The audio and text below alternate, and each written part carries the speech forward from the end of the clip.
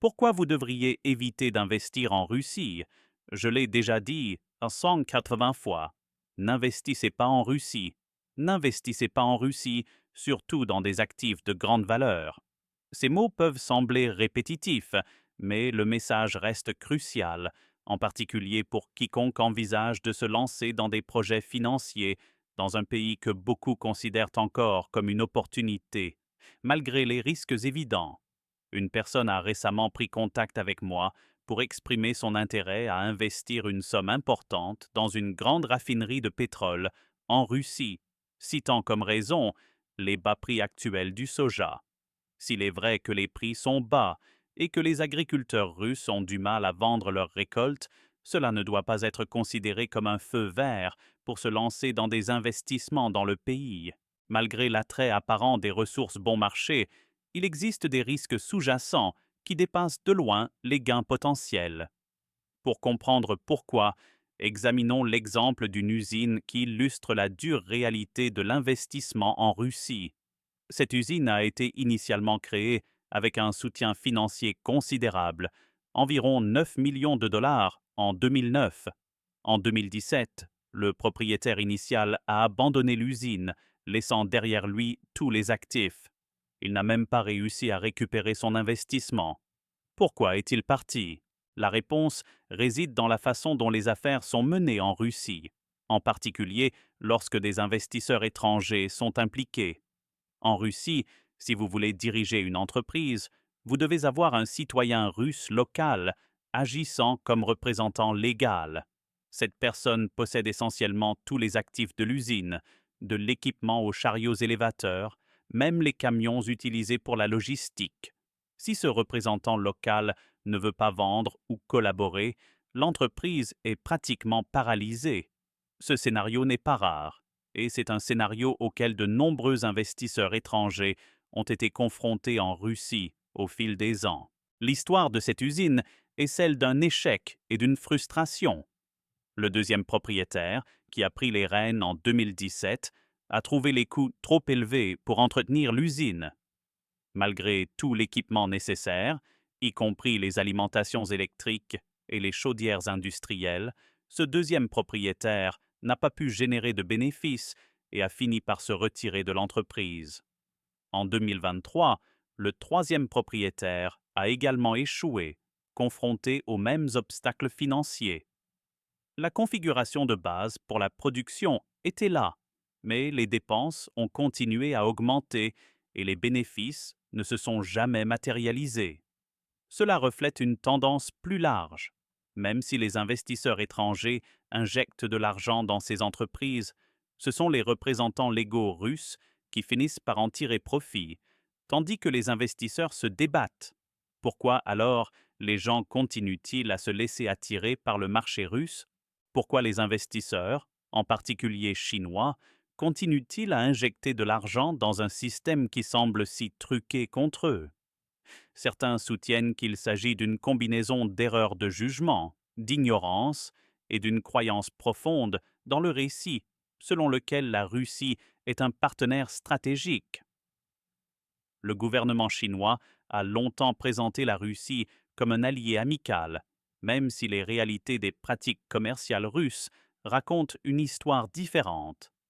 Le Parti communiste chinois, PCC, a fait valoir que la Russie était un allié, en particulier dans le contexte des tensions géopolitiques actuelles entre la Chine et les pays occidentaux. Ces dernières années, les efforts visant à accroître le soutien chinois à la Russie se sont intensifiés, avec des initiatives éducatives axées sur la langue russe, par exemple. Ce changement d'orientation pédagogique reflète l'objectif stratégique du PCC de favoriser des liens plus étroits avec la Russie, en la présentant comme un contrepoids à l'influence occidentale. En Chine, les écoles ont commencé à proposer des cours de russe, qui avaient été supprimés après la détérioration des relations entre les deux pays pendant l'ère soviétique.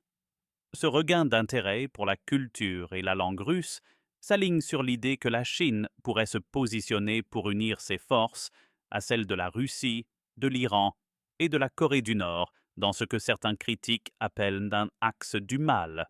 La machine de propagande du PCC a travaillé dur pour convaincre de nombreuses personnes que l'alliance avec la Russie est mutuellement bénéfique. Cependant, la réalité de l'exploitation russe des ressources et de la main-d'œuvre de la Chine est souvent négligée. Un aspect particulièrement révélateur de cette propagande est le fait que, malgré les efforts du PCC pour vendre la Russie comme un voisin amical, de nombreux jeunes citoyens chinois décident d'aller étudier en Russie ou même de travailler comme mercenaires. L'idée d'un partenariat fraternel est souvent considérée comme une illusion, car beaucoup de ces jeunes sont poussés par les difficultés en Chine et cherchent désespérément des opportunités à l'étranger. Par exemple, certains ont raconté leur histoire d'envoi au combat dans des conflits étrangers, souvent avec peu de formation et sans se soucier de leur bien-être. L'une de ces histoires concerne un mercenaire qui a été envoyé au front sans aucune formation, devenant ainsi de la chair à canon dans un conflit qu'il ne comprenait pas. Le gouvernement russe, bien conscient du désespoir qui anime nombre de ses ressortissants chinois, les exploite à son profit. L'idée selon laquelle ces jeunes sont traités comme des partenaires ou des alliés est loin d'être vraie. Ils sont souvent considérés comme des ressources jetables, fournissant de la main-d'œuvre sous la forme de soldats ou de travailleurs bon marché, sans aucune intention réelle d'améliorer leur vie ou de générer des profits pour eux. L'indifférence du gouvernement russe à l'égard de la vie de ces individus met en évidence la différence flagrante entre l'image de la Russie en tant que partenaire et la réalité sur le terrain. Cependant, la situation a changé ces derniers 6 mois, notamment avec la montée des tensions entre les États-Unis et la Chine.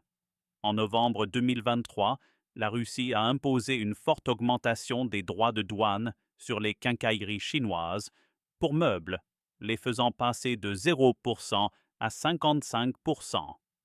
Cette décision, qui a précédé toute action similaire de la part des États-Unis, a provoqué une onde de choc dans le milieu des affaires chinois.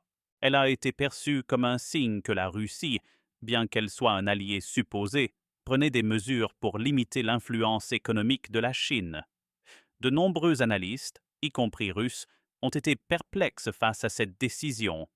Vadim Vadino, directeur général d'un des plus grands fournisseurs russes de quincaillerie pour meubles, a exprimé son incrédulité à l'idée que la Russie impose des conditions plus strictes aux fournisseurs chinois qu'aux fabricants européens. Cette décision a essentiellement porté préjudice aux entreprises chinoises, aggravant encore la pression économique sur les fournisseurs chinois. Le fait que cette action ait eu lieu avant même que les États-Unis ne commencent une guerre commerciale avec la Chine envoie un message clair. La loyauté de la Russie envers la Chine est loin d'être garantie. Cette décision a mis en évidence la vérité selon laquelle la Russie, malgré son alliance stratégique avec la Chine, a ses propres intérêts économiques, qui se font souvent aux dépens des entreprises chinoises. Dans le grand schéma des choses, la Russie manque désespérément de fonds et peut considérer la Chine comme un partenaire pratique à court terme, mais il est peu probable qu'elle maintienne cette relation si elle ne sert plus ses propres intérêts. Cela a été encore démontré par le recours croissant de la Russie aux tarifs douaniers et autres barrières commerciales pour protéger ses propres industries, même si cela signifie nuire à son prétendu allié.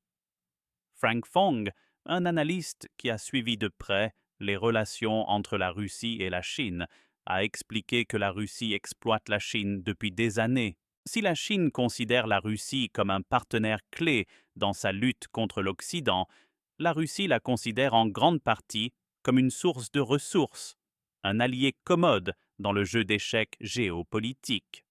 Fong a également souligné que la Russie a utilisé la puissance économique croissante de la Chine à son avantage, tout en offrant peu en retour. La dure réalité est que la Chine a été manipulée par la Russie, qui prétend être un ami tout en exploitant cette relation à ses propres avantages. Fong a également noté que l'histoire expansionniste de la Russie montre clairement qu'elle n'a jamais vraiment entretenu d'amitié durable avec ses voisins. De ses origines dans la Rousse de Kiev, à l'Empire soviétique et à la Russie moderne, l'histoire de la Russie a été une histoire d'expansion territoriale et de conquête constante. Cela a donné lieu à de nombreux massacres et épisodes violents, notamment le massacre de Heongjiang et les déplacements forcés de populations entières. Ce contexte historique façonne la vision du monde de la Russie, où les alliances sont considérées comme des nécessités à court terme, plutôt que comme de véritables partenariats. Ce modèle d'exploitation ne se limite pas à la Chine.